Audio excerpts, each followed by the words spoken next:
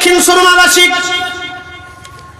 অনেক কথা আপনাদের জন্য হাজির, কথাগুলি বুঝে যাবেন। আমি ন্যায়ের কথা বললাম।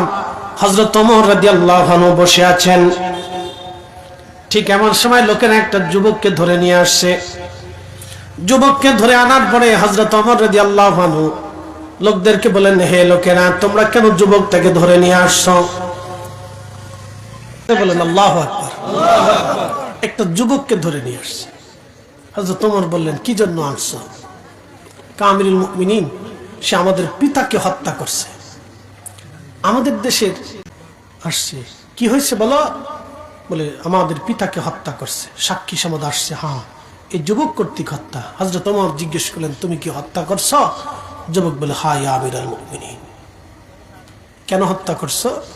বলে, হুজুর, আমার একটা উট ছিল, উটের বাচ্চাটা খুব সুন্দর, আমি তাকে অনেক আদর করতাম।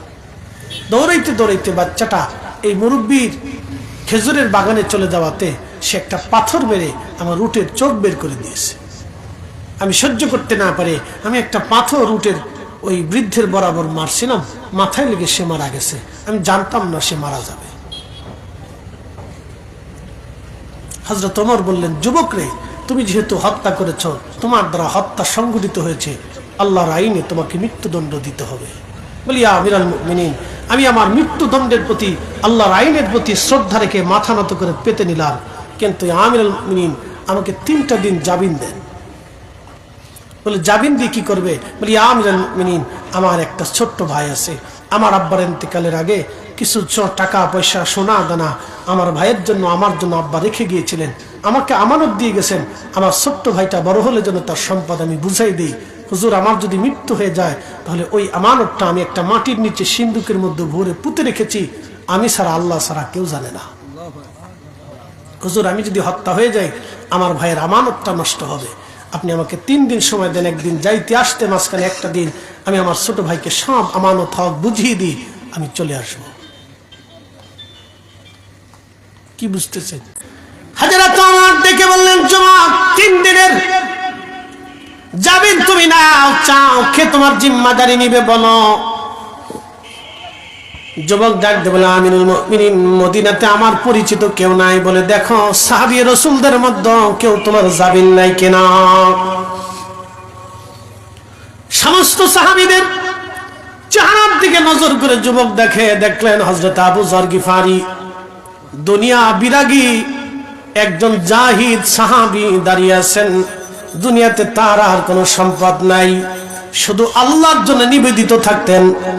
যুবক ডাক দিয়ে বলেন, আমিরুল মুমিনিন হযরত আবু যর গিফারি রাদিয়াল্লাহু আনহু, তিনি আমার জামিন জিম্মাদারি নেবেন।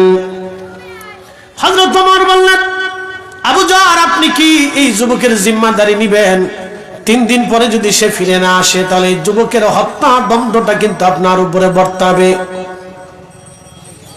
হযরত আবু যর বলেন, ইয়া আমিরুল মুমিনিন, হ্যাঁ আমি তার জিম্মাদারি নিলাম, আপনি তাকে ছেড়ে দেন।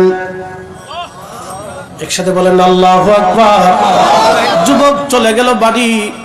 3 দিন পরে ছেলেটা ফিরে আসবে। মসজিদে নববীর বারান্দায় আসরের নামাজ পড়ে হযরত ওমর বসে আছেন। বাদী উপস্থিত, জিম্মাদারি আবু যর গিফারি উপস্থিত। হযরত ওমর বসে আছেন, যুবকটা আসবে আসবে আসবে আসবে। সূর্য লালিমা বর্ণ ধারণ করেছে, কুসুম আকৃতি হয়ে গেছে। কুসুম তো চিনছেন, ডিমের কুসুম যেমন সূর্য ডোবার সময় ওইরকম হয়ে যায়।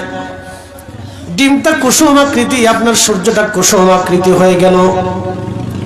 হযরত ওমর লক্ষ্য করলেন ওই যুবক ছেলেটা দৌড়ায় দৌড়ায় হাঁপায়া হাঁপায়া হযরত ওমরের আদালতের সামনে, মসজিদে নববীর সামনে দৌড়ায় এসে পড়ছে। সালাম দিয়ে বলে, ইয়া আমিরুল মুমিনিন, 3 দিন সূর্য ডোবার আগেই আমি উপস্থিত হয়ে গেছি আমিরুল মুমিনিন, দেরি হয়ে গেল বড্ড, ক্ষমা করবেন আমাকে। ওগো আবু যর গিফারি, আবু যর, আজকে 3 দিন আপনাকে কষ্ট দিয়েছি, ক্ষমা করে দিবেন, আপনি সাহাবী রাসূল। হযরত ওমর বললেন, আবু যর, এই যুবকটাকে তুমি মৃত্যুর সামনে নিয়ে কিভাবে বিশ্বাস করলে? আবু যর ডাক দিয়ে বলল, আমিরুল মুমিনিন, যেই ছেলেটা নিজের জীবনকে উপেক্ষা করে আপন ভাইয়ের হক মিটাইতে চায়, আমি বুঝেছি ওই ছেলেটা ইচ্ছা করে খুন করে নাই, ভুলবশত হয়ে গেছে। আমি এটাও জানি যে তার ছোট্ট ভাইয়ের হক মিটানোর জন্য দৌড়ায় যায়, আবার আসে। এই যুবকটা অবশ্যই সে ফিরে আসবে, আমার আমানত সে নষ্ট করবে না।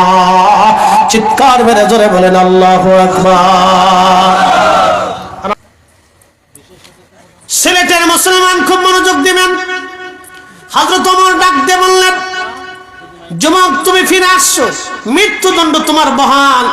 যুবকটা ডাক দিয়ে বলল, আমিরুল মুমিনিন আমার কোনো চিন্তা নাই, আমি আমার ছোট ভাইয়ের হক বুঝিয়ে দিয়ে আসছি, অতএব আপনি আমাকে মৃত্যুদণ্ড দিতে পারেন, আমার আর এখন কোনো চিন্তা নাই। তখনই ঠিক আমার আল্লাহ আমার রব ওই বাদী যারা ছিলেন তাদের মনটা নরম হয়ে গেল। বাদীরা ডাক দিয়ে বলেন, ইয়া আমিরুল মুমিনিন, যে ছেলেটা মৃত্যুর দুয়ারে ফিরে আসে নিজের ভাইয়ের হক মিটাইয়া, আমরা বুঝতে পারছি সে আমাদের বাবাকে ইচ্ছা করে হত্যা করে নাই, আমরা তাকে ক্ষমা করে দিলাম। হযরত ওমরের আদালত যেন তাকে মাফ করে দেয়। একসাথে বলবেন আল্লাহু আকবার।